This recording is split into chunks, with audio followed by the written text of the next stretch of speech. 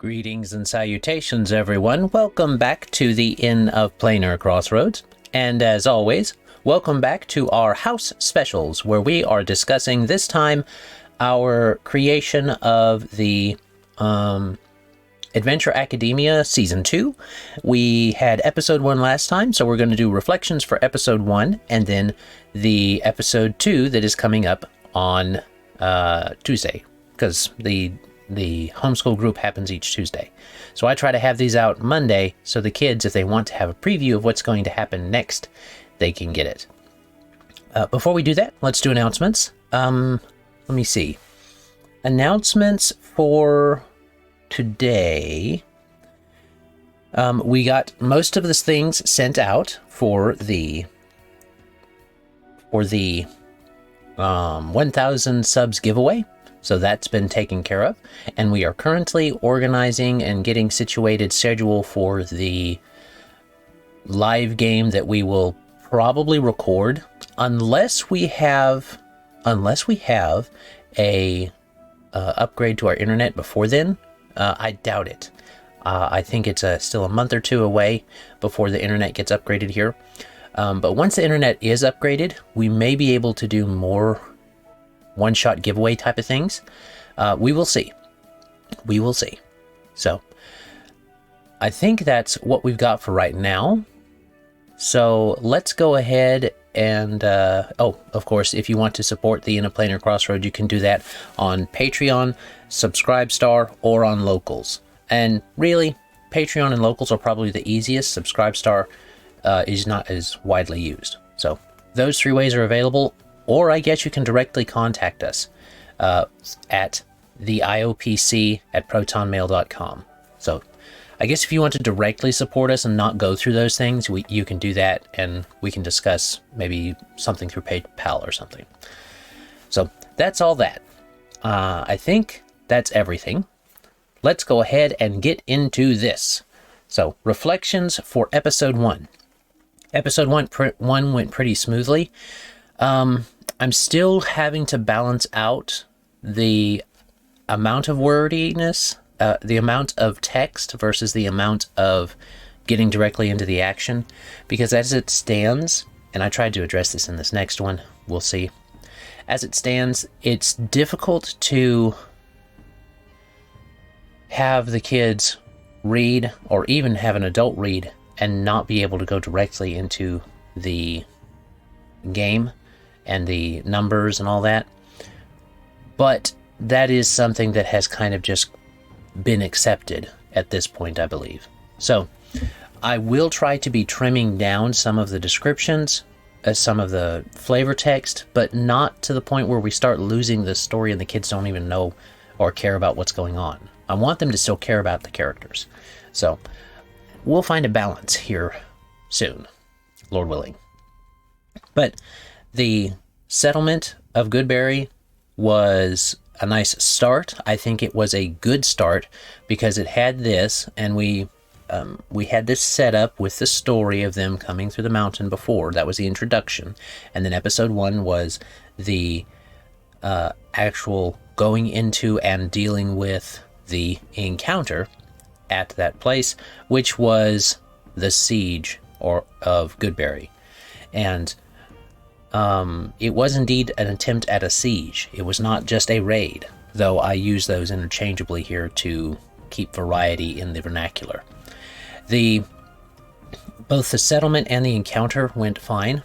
Having the kids read is still important to me, so I am going to have them read maybe a paragraph each or something, but that'll kind of keep it a bit cleaner.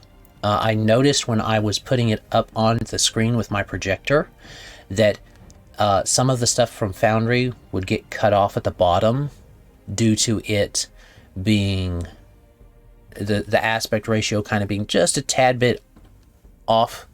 So I may have tried to address that either through the aspect ratio display, or I may just make I'm thinking that making the description smaller or splitting the description of the encounter and the episode separate will solve that. So I'll figure that out one way or the other. And I think at the end of this, I'll show off the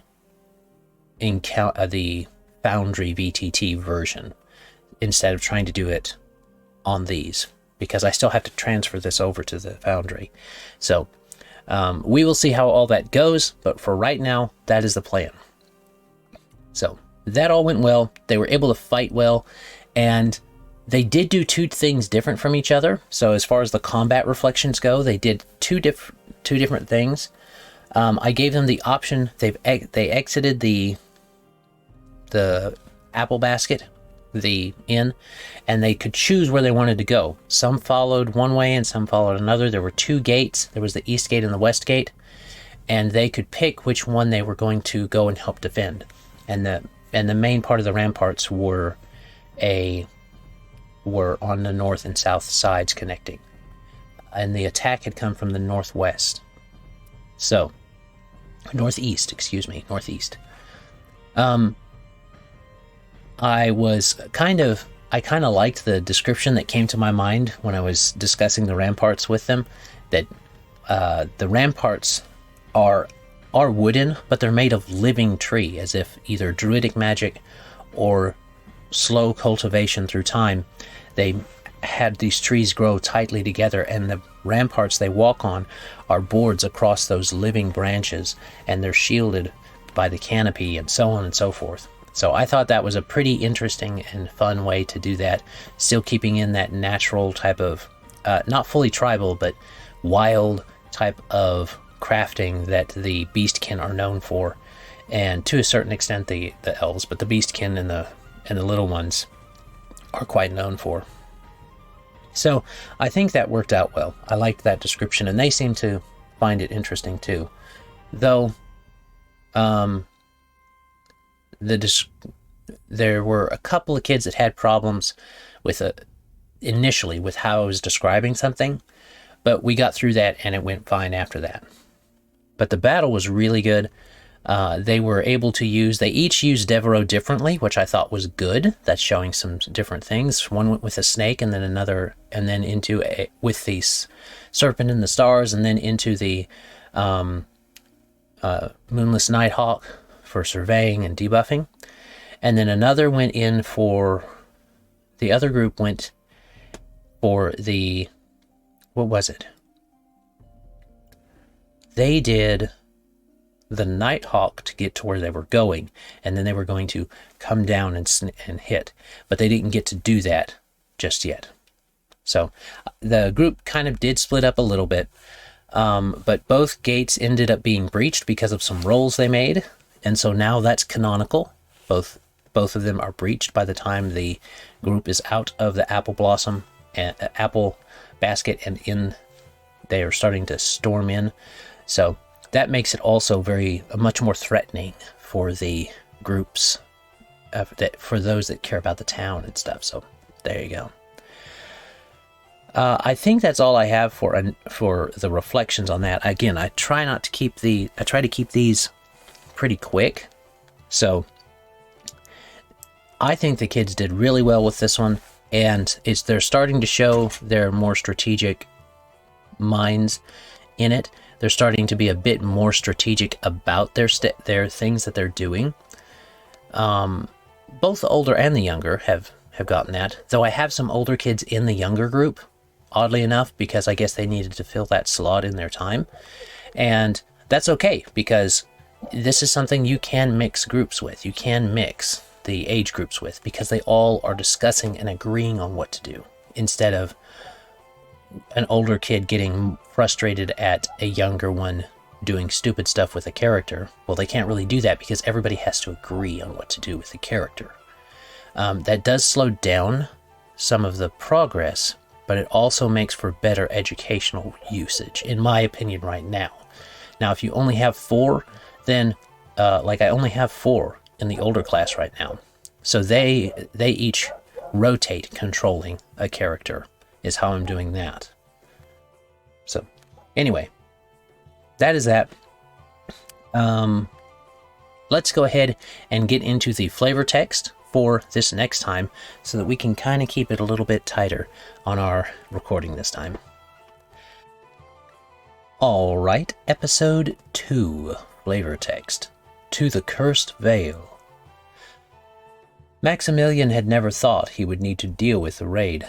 Seeing an entire town thrown into such hysteria all at once was a surreal experience. Maximilian was almost caught up in the sensation, but Fireaxe's commanding voice cut through all the other noise. He gave clear, efficient orders to his warriors. The mage could tell that his quick control of the situation was something Wilhelm had great respect for. What did more to increase Maximilian's regard for the war leader was seeing him touch the red crystal on his necklace and seemingly rip a battle axe literally made of flames from it. The ease of control the beastkin wielded over the conjuration was impressive. By the time the alarm was raised, the raid was well underway. The attack had come from the northeast. Maximilian had never seen so many of Grum's evil creations in one place before. Even more surprising was how well ordered the force had been, considering their normal tactics. Both the eastern and western gates were breached. This had placed the settlement in a very bad position, but thankfully himself, Wilhelm, and Hildegard, and even that annoying star-child Devereux were able to contribute very meaningfully to the defense of the city. Indeed, according to Fireaxe, had they not been there, even he and his warriors might not have been able to repel the force. The fact that the attack came when the war leader was supposed to still be away was not lost on Maximilian. He wondered how Grum could have sent such a force without knowing ahead of time the town would have supposedly been weakened. So there we have the kind of summary of the raid/siege. Because like I said, it was more of a siege, but I'm using them interchangeably right here because of the perspective of the character. So Maximilian would consider it a raid, but through further reflection, like that second reflection down low, like that reflection on it down low, when he says about Grum needing to have known to send such a troop here if he wasn't going to waste his efforts. So that's what we've got for that one. And the fun thing with this one was that not the fun thing. The thing I did with this one was I kept it pretty vague on what the players actually did. Because in this, the players, like I said, I think I said this earlier, the players were, Devereux was shifting back and forth. Maximilian was using firewall to block one of the entryways and stuff like that. That was smart. The kids were playing really well with that. The thing that I thought was important going forward is because I'm going to probably, if I'm going to release this for other people to use, need to rewrite this, especially things in the first season, to be more generic or vague to what the players are doing. I will need to kind of hopefully do that right now without having to go back and do it again. So, Lord willing, that will be the case. I won't have to rewrite a whole bunch of stuff in the second seasons onward, because I'm going to purposefully kind of keep it a little bit vague in the actual details of what the players end up doing. But I think this will work. This leads into world building right there with the second portion, that it'll hopefully plant seeds that if the players want to think more deeply about what's going on, they'll be like, yeah, how did Grum know to send the force now when Fireaxe was supposed to be away, when the strongest leader and some of his warriors were away? How would they know? So there you go. That's a mystery that will have to be found out another time. But for now, let's go into the encounter flavor text. The next morning, Maximilian had to retrieve Hildegard from the Temple of Light, where she had fallen asleep while healing those harmed in the conflict. It was easy to tell she was still exhausted despite her rest and needed a break. She would have rather stayed to continue tending to the wounded, but yielded to her fellow's call. Fireaxe had arrived to have a deeper discussion about the party's purpose just as they were finishing their breakfast. As greetings were exchanged, Devereux, who had been looking out the window at the sky, dropped his cup to the table. Their attention turned to the Star Child, a bit puzzled. For a moment, Devereux gazed unblinkingly at the morning sky, seeming to see something the others could not. Hildegard gently put her hand on his forearm, snapping him back to his senses. The druid began informing the group that they must leave the next morning with no delay if they were to reach their goal at the best time.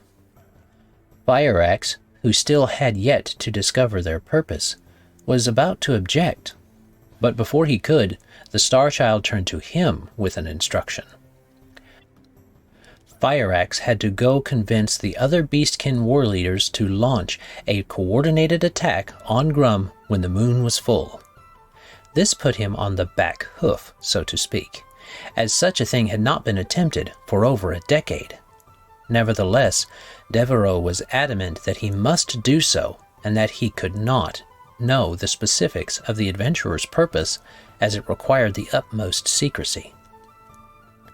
It was clear that the war leader was conflicted about what he was hearing. However, between Wilhelm's vouching for the accuracy of the Star Child's past predictions, and the valuable assistance that had been provided during the raid, Fireaxe knew he needed to heed the mystic's words. Well-stocked and well-rested, the four heroes left out early the next morning. Had they known that the Cursed Vale was their destination, Maximilian and Hildegard might not have been as chipper as they were. Wilhelm had his suspicions about their current aim, but didn't want to dampen their spirits with the terrible tales of what went on in that tainted valley. So there we have it. The encounter flavor text. So for final thoughts on this one, we're going to have this lead into the Cursed Valley. I'm pretty sure that the Cursed Valley will be some place that they are for at least 2 or 3. I've kind of got a little roadmap for myself on starting here, ending there, so because I've already told the kids, they know this, but the goal this time, this season, is to vanquish Grum. That is the goal. So that means they're going to need to get from point A to point B in that time. And if I do release this, I may stretch out these to where one full set of seasons is Grum, and one full set of seasons is Rexus, and then one full set of seasons is Yahrzeit. But that all depends on how the story progresses in the world, too. So we'll see, because what's happening right now is the kids are building the canon. They're building the canon of what's going on. So that's fun. That's an interesting way to have it go. But I think this will work out. I think that the Cursed Vale will be an interesting location for them, and I will start describing it to them like with this encounter probably, because this encounter is going to be a travel encounter, and then their roles are going to determine if an encounter happens in or out of the Cursed Vale first. And we'll see how that goes. We'll see how all this ends up panning out. So, there we are.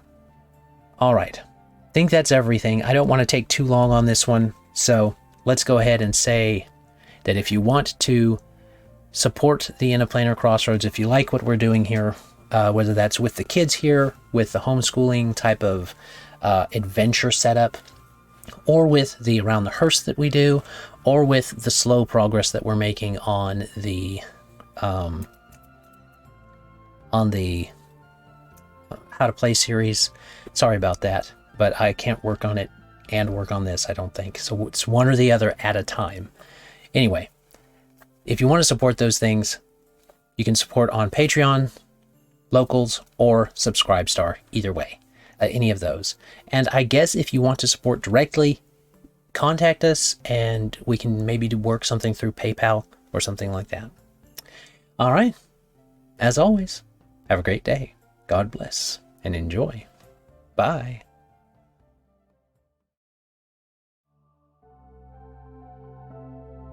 This content was made possible by travelers and viewers like you.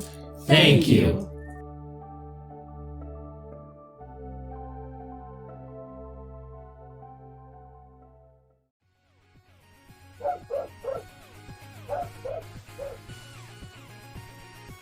Dogs. I don't even know what they're barking at. There ain't nothing out there. The fact that the attack came when the war leader was supposed to be still this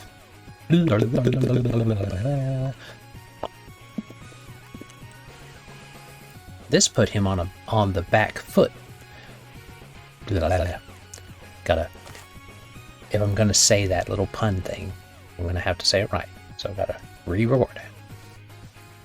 But didn't want to dampen their spirits with the terrible tales of what had re-record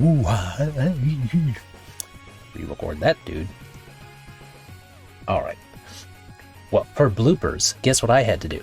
I had to record that whole episode 2 and encounter flavor text twice, fully, because the OBS didn't work. So, on that second one. And anyway, no worries, it's all done now.